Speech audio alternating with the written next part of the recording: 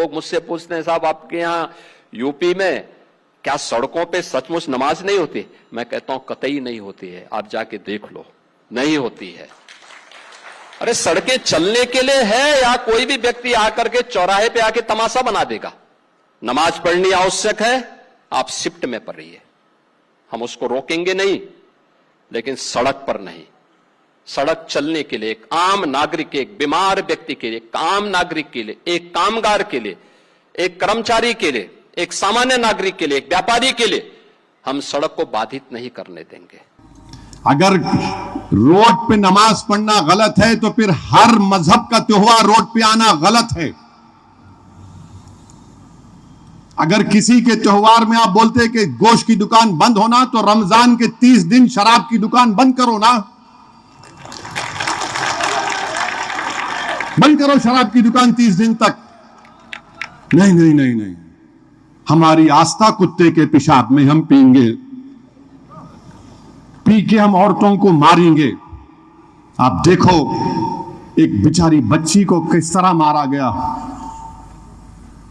किस तरह मारा गया उसको, जुल्म पे जुल्म औरतों पे हो रहा है, उसमें कोई बात ही नहीं होती है। और फिर आप ये बताते घुसपैठिया, कहां घुसपैठिया, किधर है, कहां है घुसपैठिया? ये चीज हो रही है। मैं इन तमाम चीजों की सख्त मजम्मत करता हूं। आसाम में यूसीसी बना दिए और उसमें वहां पे जो हमारे आदिवासी लोग हैं, कितने हैं वहां पे, कुछ 12% आबादी, उनको मुस्तस्ना रख दिया आप आदिवासियों को। एक कैसा आप बताइए कि हिंदू धर्म का शादी के तरीके मुझ पे आप लागू कर रहे। हिंदू धर्म में एक प्रोहिबिटेड लिस्ट है, यानी इनसे आप शादी नहीं कर सकते। हमारे पास चिचा के बेटी से शादी होती, बेटे से होती, खाला के बेटे से होती, बेटे से होती। मुसलमानों में आप कौन होते भाई रोकने वाले? आप क्यों वो धर्म का कानून हम पे क्यों लागू कर रहे हैं? आप इस्लाम में आप बोले ट्रिपल तलाक गलत है, खत्म कर दिए, फिर आप पूरे तलाक को खत्म कर दिए। यानी 6 महीने सेपरेशन क्यों रहना? मैं आर्टिकल 25 फ्रीडम ऑफ रिलीजन नहीं है? ये क्या कर रहे हैं आप? मजहब से दूर कर दो इन लोगों को।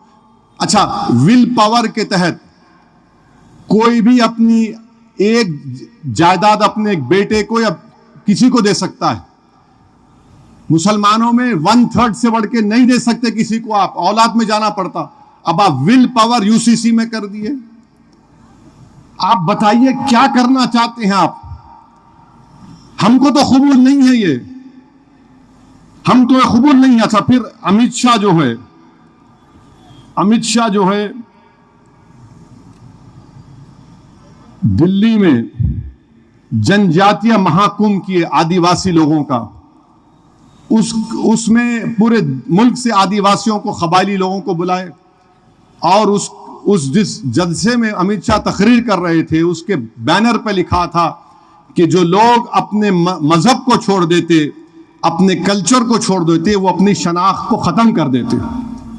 बिल्कुल सही है। जब आदिवासियों के लिए सही है तो हर भारत के हर धर्म के मानने वालों के लिए सही है। जो अपना धर्म को छोड़ेगा, अपने कल्चर को छोड़ेगा, वो खत्म हो जाएगा, उसकी शनाख्त नहीं रहती। चाहे वो हिंदू धर्म का हो, हिंदू धर्म में कोई ब्राह्मण हो, क्षत्रिय हो, ठाकुर हो, कोई अग्रवाल हो, कोई जैन हो, कोई बुद्धिस्ट हो, कोई शेड्यूल कास्ट हो, ये सबका एक धर्म है, उन सबको चलने की इजाजत है। और आप आदिवासियों के जलसे में अमित शाह के बैनर तकरीर कर रहे, बैनर के पीछे लिखा, मैं देखा कि जो लोग अपने मजहब को और कल्चर को छोड़ देते, वो अपनी शनाख्त को, आइडेंटिटी को खो देते। तो फिर आर्टिकल 29 का प्रोटेक्शन भारत के मुसलमानों को नहीं है क्या? बता दीजिए आप। फंडामेंटल राइट है ये, वो डायरेक्टिव प्रिंसिपल है। आप ये करना चाहते हैं और फिर आप बात बड़ी बड़ी करते हैं। वहीं पर आप देखिए उसमें कानून आसाम में क्या बना दिए। मैं समझ में इनको ये नहीं आ रहा कि भाई जो हिंदू धर्म के लिए बिल्कुल अच्छा है करिए, मुस्लिम धर्म के लिए हमको हमारे धर्म के मुताबिक चलने दीजिए ना। क्या मैं अपना कानून किसी पे लागू करूं? नहीं हो सकता। आप कैसे कानून बौद्ध मजहब पे, क्रिश्चियनों पर आयद कर रहे हैं? ये कहां का यूनिफॉर्मिटी है? सिर्फ मकसद क्या है कि मुसलमानों को जो मजहबी आजादी बाबा साहेब अंबेडकर ने आर्टिकल 25, 26, 29 में दी, उससे छीन लिया जाए। मैं क्यों करूंगा अपनी शादी? मैं क्यों तलाक दूंगा? अपनी बीवी को छोड़ूंगा किसी और धर्म के कानून पर? मैं क्यों अपनी औलाद को जायदाद दूंगा किसी और धर्म के कानून पर? क्यों दूंगा मैं? ये क्या राइट टू इक्वालिटी का वायलेशन नहीं है? ये काम बीजेपी आरएसएस कर रही है। अब फिर आप आ जाइए, बकरीद का जमाना था तो ये पूरे शुरू हो गए, नहीं गोश्त क्यों खाते, नहीं खाना गोश्त। हद तो ये हो गई कि उत्तर प्रदेश में एक किताब निकाले, उत्तर प्रदेश में इतने खाने हैं, इस तरह के खाने बनते उत्तर प्रदेश में, आपको मालूम। और वो खाने निकाले, 75 जिले उत्तर प्रदेश में हैं और 75 जिलों में एक किताब को निकाले। स्टेट टाइम्स 18 मई की रिपोर्ट कोट कर रहा हूं। उन्होंने 75 जिलों में खाना क्या होता 200 डिश निकाले। उत्तर प्रदेश की सरकार, आपको मालूम उसमें एक गोश्त की डिश नहीं है 75 जिले में, जबकि खुद हुकूमत का सर्वे यह बोलता है कि 53% लोग उत्तर प्रदेश में गोश्त खाते। 75 जिलों की गोश्त की खाने की, ये जिले में ये खाना रहता ना। अब जैसा बारकस चले गए आप, मिट्टी हरीस मिलती सुबह सुबह, वहां पे कहीं नहीं मिलती, लोग खाते जाके, मैं भी खाया। अब मैं बारकस में बोलूंगा, बारकस में अच्छा मिलता मगर नहीं, वहां पे खाली अंजीर मिलता, वो बोल दूंगा तो लोग बोलेंगे पागल है, खाने की बात आई तो मिट्टी हरीस की बात करो, मंदी की बात करो, नहीं उड़ा दिए। अच्छा, यूनेस्को एक तारीफ किया भारत की, लखनऊ की। उसने कहा कि this is the cities of gastronomy list, माने खाने का शहर है।